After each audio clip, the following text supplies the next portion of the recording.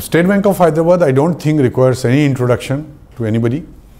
It is the largest associate bank of the State Bank Group, and also with having the highest profit as on the last year, and it will surely continue like this year.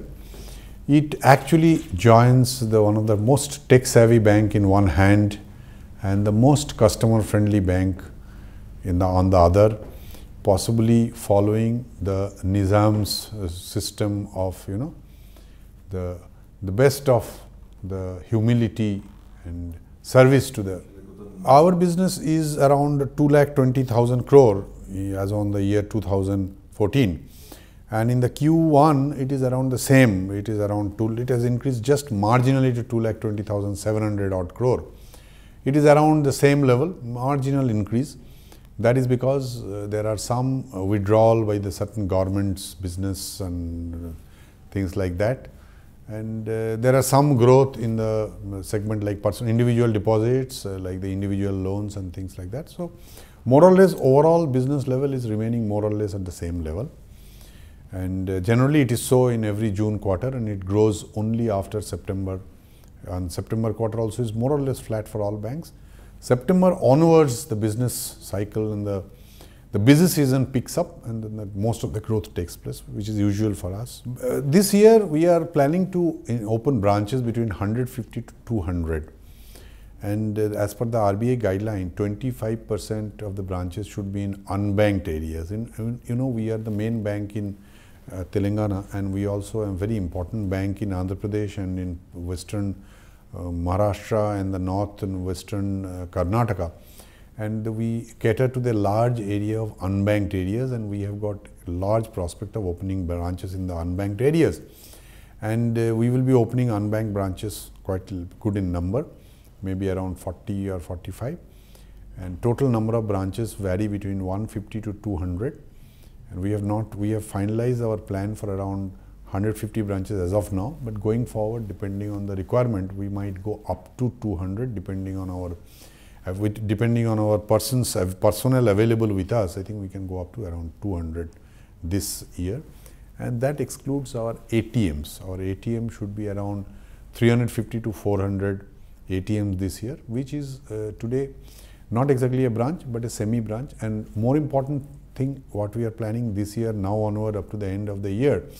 is what is called as e-Connect, or the electronic corner, or whatever name we call it, e-Connect. That is actually a center which is not an ATM, which is a bigger space where you have got a ATM, a passbook printer, a check deposit machine, a cash deposit machine. So all kinds of requirement of an individuals are met in this e-corner, and it's in a very beautiful place, well laid out, beautifully decorated, and a nice place to do banking, open 24/7.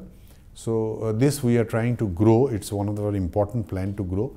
In Hyderabad city itself, we want to plan around 15 this year, and all other important cities in Telangana and Andhra Pradesh, we wanted to do this. And we have also got a beautiful e-corner done very recently in Goa, because in the Maharashtra and Goa and Bombay also we are trying, Mumbai also we are trying to plan e-corners, and maybe around 25 to 30 e-corners will open, plus the ATMs, which will be around, as I said, 350 or so, which will give us a good opening and exposure to the people and a good signage of the bank. We have around 1,722 branches and around 2,400 ATMs with us, and ATMs are more than the number of branches, as you know.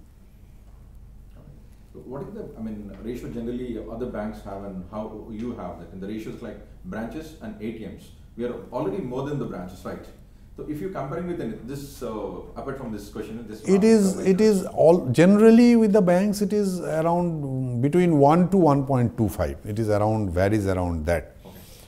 For us, it is slightly more. It is around the same, but it is maybe slightly more.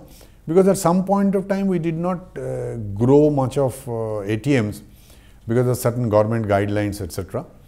And now when the government has liberalized our ATM opening, I think we are quite, we are not losing any opportunity for opening an ATM and serving people in a place where there will be a lot of demand for ATM. Yes, in fact, we also want them to use more of our internet banking, ATM, mobile banking and things like that. In fact, our mobile banking is also a very good subject thing available. And incidentally, ATM and mobile banking, one important thing is that the facilities are available 24/7. Like if you want to transfer money to your relative or friend or somebody's account or your father's account maybe, the mobile banking you can do it anytime during the year, during the day.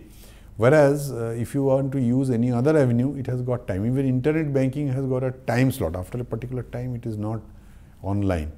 So that is an advantage of mobile banking. We have been telling, we have got excellent success this year in mobile banking. We have taken it as our pledge that we will increase the number of mobile banking customers to a substantially great extent, because mobile banking people do not know much about this facility.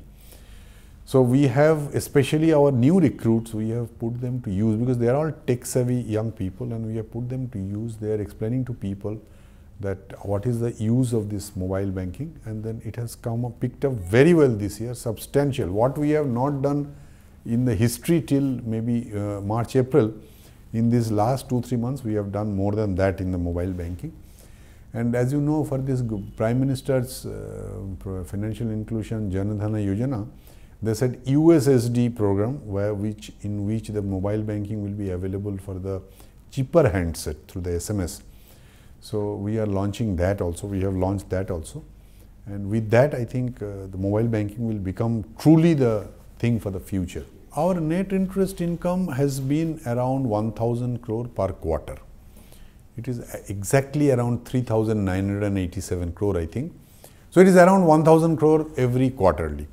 And net interest margin is around 3.05 to 3.1. The net interest margin is slightly muted because of the NPAs we have. Because of the NPAs, the once it becomes NPA, especially the corporate NPAs, which are good in number, good in volume, you do not earn an interest on that. So your net interest income gets muted. But this year we are planning very aggressively to reduce NPA. One of the most important agenda we have is to reduce the NPAs, and we have reduced our NPA by 66 crore in, I think, last 15 days. And we have taken up with every zone, every network, and we, by the end of the year, we will reduce our NPA by at least 2%. That is what is our plan. And if we do that, by the end of the year, I think our net interest income should grow by around 3.3 to 3.5, from 3.05 to 3.10. And 1,000 crore is our net interest income per quarter. This we wanted it to be ramped up to December by 13 to 1400 crore, and same in March, a little bit more. Because last year we have achieved a profit of 1,000 crore. This year we want to achieve a profit of 1,500 crore, which is a very tough task. But we have everywhere I have gone and met our branch managers, our controllers, our DGMs and everybody, and focused on them that the importance of the profitability. Today the top line is not that important. The amount of business, which was your first question, is today little less relevant. The profit is more, because the capital is very important going forward with the Basel III coming in. For a bank like SBH, if we can earn 1,500 crore of profit, then we do not require any capital from anybody even next year. We do not require any capital this year anyway. But if we can make around 14 to 1,500 crore profit, we will possibly not require any capital even next year. So, you can call us a self-sufficient kind of a bank. So we won't have to worry for anybody's help or anything. So that is possibly the ideal way we believe, and that's why the profitability, we are putting the first important thrust of the profitability, and thereby reducing the NPA and increasing the CASA. These are the three important, the triumvirate on which we are working this year, and I'm sure the entire people are charged to achieve it. Our growth in the other income is more or less flat. It is again somewhere very close to 1,000 crore for both these 2 years. This year we have taken certain active measures for for increase in non-fund based income. In fact, we have called all our controllers for a meeting on the middle of this month to focus on increasing the non-fund based income, that is other income. And one of the important channels of increasing other income is the cross-selling income, where we sell other group companies' product. And abroad, when we worked abroad, we found that the income from the cross-selling works out to even 10-12%.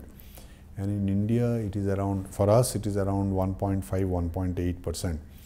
And some of the private banks, it is as high as 5%. So we want to take a first step of reaching around 3 to 5% this year. And that will increase our non-fund other income substantially. Plus, we have also taken other measures. We have, for example, started interaction with our treasury, which is an important profit center, every day. And to tell them, to guide them, the entire management team interacts with the treasury every morning now, to guide them to achieve, how to achieve profit in the trading, you know, the profit in treasury, the trading in the forex and treasury in the trading in the domestic G-Secs and things like the CPs and CDs and all that. That we have taken it as a very important focus area, and we wanted to double our treasury profit, and with which I think this year we will at least have 25% growth. Thank you very much.